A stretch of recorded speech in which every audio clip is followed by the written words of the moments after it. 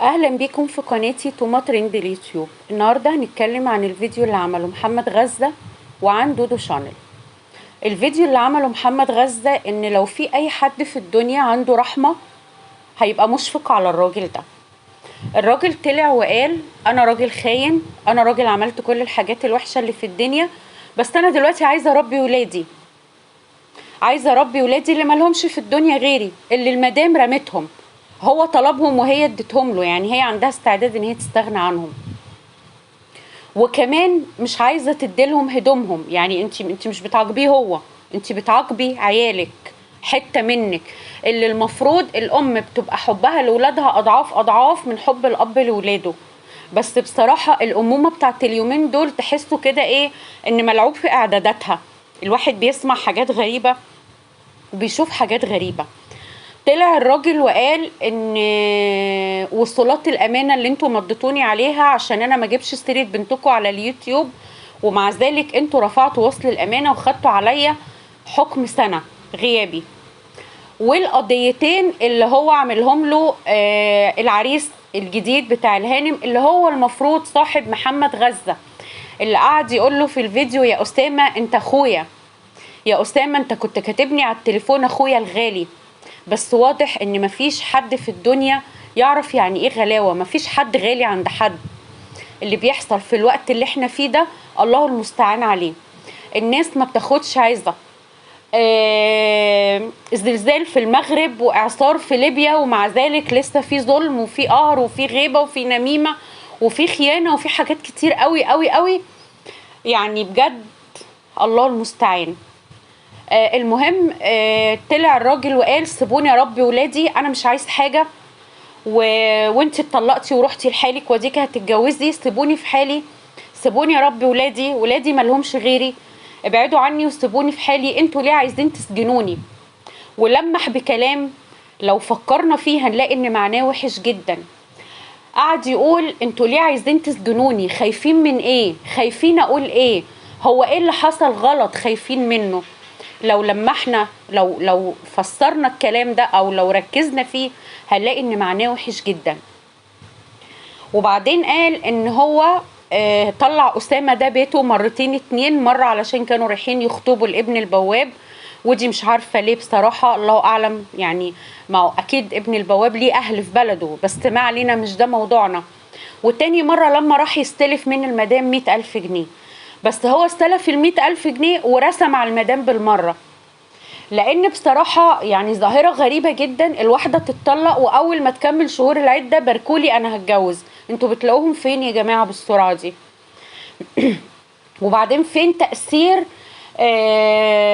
موضوع الطلاق؟ يعني سواء انت اللي طالبة الطلاق او اتطلقتي غصب عنك بيبقى الموضوع جاي بتأثير سلبي ونفسية مش مظبوطة علشان الواحدة تفكر في جواز بسرعة قوي كده. يعني بتجيبوهم منين؟ ده البنات الصغيرين دلوقتي مش لاقيين عرسان، الشباب مش عارفه تتجوز. فطلعت دودو شانل اول ما كملت العده وقالت باركولي انا هتجوز، وما كانتش قايله هو مين في الاول، وما كانتش مصرحه باسمه في الاول. طلع محمد غزة وقال ان صاحبه اسامه لما قعد يقول له انت صاحبي، انت كنت كاتبني على تليفونك اخويا الغالي، يا اسامه انت صاحبي، انت اللي هتجيب لي حقي، وحطوا تحت الكلمة دي مليون خط، انت اللي هتجيب لي حقي. يعني بصوا وان ربك لبالمرصاد. ما هو اللي انتي فضلتيه عن جوزك ابو ولادك هو مش هيديكي الامان، وفسروها انتوا براحتكم وتوقعوا الاحداث اللي هتحصل الفترة الجاية ودينا مع بعض.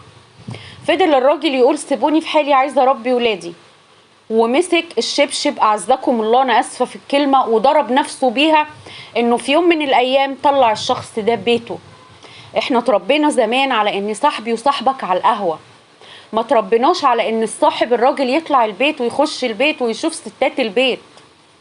حتى الشباب الصغير، يعني انا فاكره ان ابويا الله يرحمه كان يقول لاخويا الله يرحمه برضو ربنا يخلي لكم اهاليكم يا رب، صاحبك ما يطلعش البيت، انت عندك اخوات بنات وعندك امك، صاحبك يجي لك تحت، وده اللي كان بيحصل. لكن دلوقتي بقى الصاحب يطلع البيت ويشوف الزوجة ويخرجوا مع بعض ونطلع كلنا سوا، ما بقاش في حرمة بيت يا جماعة. فاللي انا شايفاه ان دودو شانل بتتعامل مع طليقها بكل جبروت. اولا رمت العيال ومش عايزه تديهم هدوم.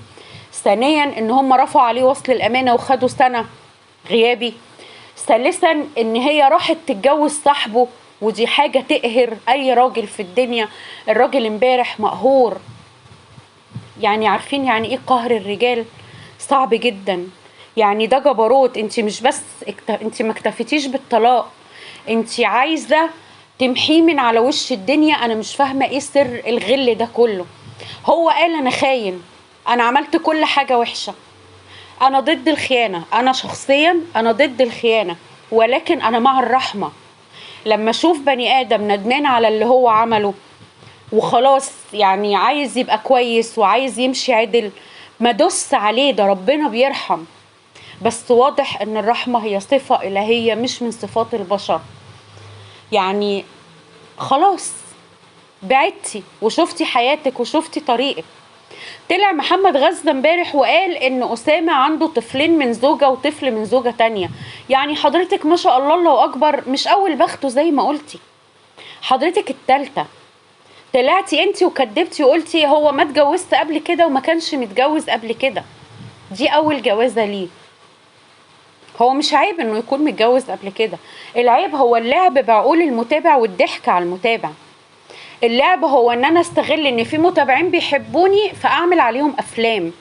وده للاسف اللي بيحصل من يوتيوبر كتير جدا، انهم بيستغلوا حب المتابع ليهم فبيبقوا عمي وخرس وطرش ولاغيين عقلهم، وبيسمعوا ويفرحوا ويهللوا ويتنططوا، اللي هو يعني حافظين مش فاهمين. فعيب ان انا اطلع العب بدماغ المتابع واكدب عليه. زي ما قلتي انا جهزت كل حاجة. امتى جهزتي كل حاجة؟ معنى كده ان الموضوع داير من بدري، معنى كده ان الدنيا ماشية من بدري، معنى كده ان انتم مخططين لكل حاجة.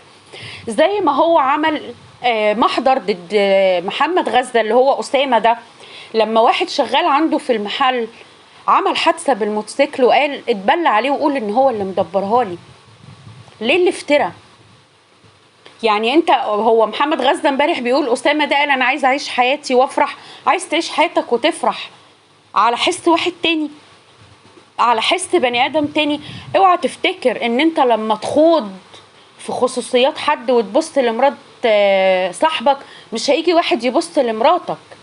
واللي باعت جوزها عشانك مش هتبيعك في يوم من الايام عشان اي حد. وانا مش بتهم دودو شانل بحاجة، انا بتكلم في العموم. لان معنى ان حضرتك تطلعي بعد ما توفي العدة على طول تقولي انا جهزت كل حاجة، ان الموضوع داير من بدري. ده البنات بتاخد شهور على ما تجهز. الله المستعان. ارجعي لرشدك وكفايه وسيبوا الراجل في حاله وادي هدومه. لو اتسجن مش حدش هيربي العيال، لو اتسجن محدش هيربي العيال، وانتي حضرتك مش فاضيه لهم. مش فاضيه. ولا انتوا عايزين تسجنوه والولاد يروحوا لمامتك ويبقوا لا اب ولا ام؟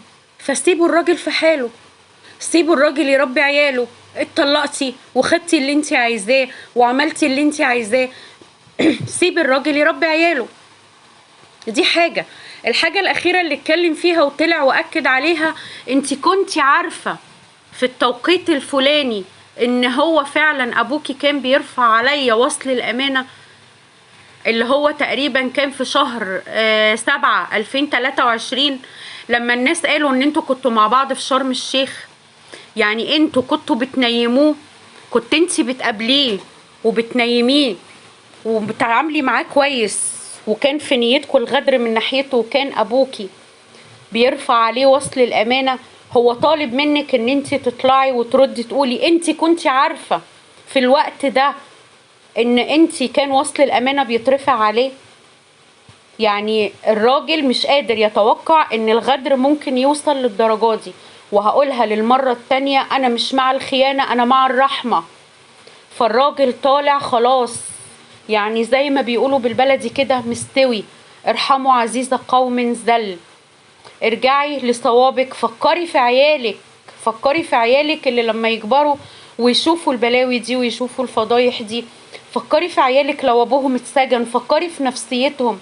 ليه ما بقاش في حد يفكر في نفسية الولاد وبقى كل طرف عايز ينتقم من التاني على مزاجه بأي طريقة كانت، من غير ما نفكر في الولاد اللي كل ذنبهم ان هم ولادكم. ليه ما بتفكروش فيهم؟ ليه ما بتفكريش ان عندك ولد وبنت هيتدمروا لو طلعوا لقوا الحاجات دي؟ الله المستعان. وده كان الفيديو بتاعنا النهارده. ما تنسونيش في اللايك والشير والسبسكرايب للقناه، دعمكم هيشجعني اني اكمل، واستنوني في فيديو جديد.